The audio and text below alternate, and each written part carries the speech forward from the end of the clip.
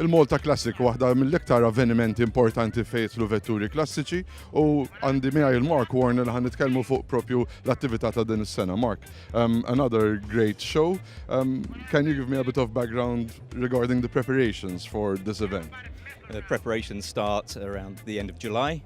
We put the call out for applicants, so we see who wants to take part. Once we've got that in and the deadline has passed for the applications, we sit down as a committee to have a look at what we have on the table, what we're going to accept, maybe what we can't accept. We don't want too many things of the same thing, etc. And then from there we start planning the day, how we're going to lay the place out, what cars are in which categories, that sort of thing, and then obviously preparing all the paperwork for the people that participate. Ideally, the show being an annual show, you try to vary as much as possible, even for the public, to have a different set of cars each time. How much do you achieve that? We've achieved it quite well this year. We do try to avoid having the same car year after year. Maybe if there's a 2 or 3 year gap, we can look at having the car back in, but we do try to keep it fresh. You have both local and international participants, and I know the locals actually work towards the show. They buy cars and restore them specifically for the concourse. Any interesting cars this year? Yeah, we have a lot of interesting cars. I'm really happy with the turnout we have. But we have a couple of very interesting Jaguar E-types, Series 1s, that have just been restored. Probably finished within the last few days or something. Just in time for the show? Yeah, literally. I received photos of them finished a couple of days ago. The owner, they do an exceptional job with their restoration, and he keeps all of the brochures and everything. All the documentation. And they're all on display in the boot. So people go around, they can see all these things. It puts on a good show. And international participation?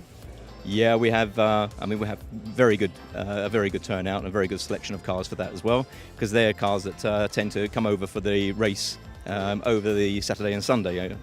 So we have a very unusual Ferrari 212E, which is it was also a hill climb champion, and it hasn't been restored and spruced. It's original. Yeah, it hasn't been spruced up. It shows all its scars from its racing days.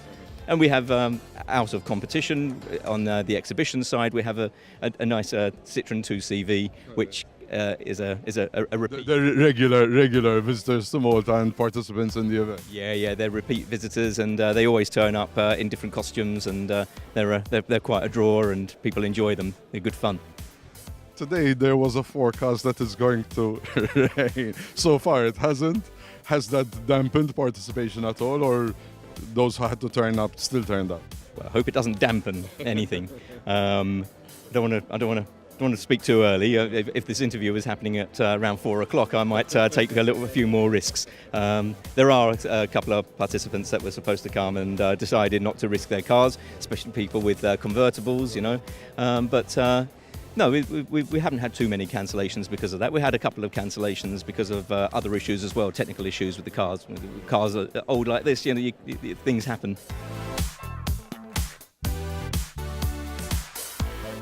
The panel of judges, if you can give me a run-through of those who are actually doing the judging. Yeah, we have a mixture of judges from abroad and local judges as well.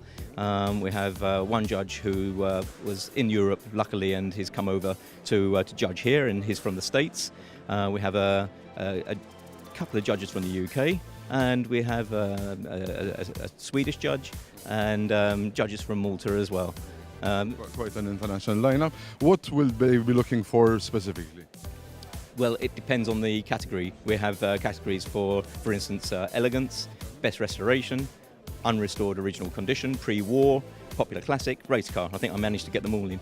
And obviously they're looking at things to do with their category. So if you're looking at a best restoration, you're really going to concentrate on how well it's been restored and the detail in the restoration.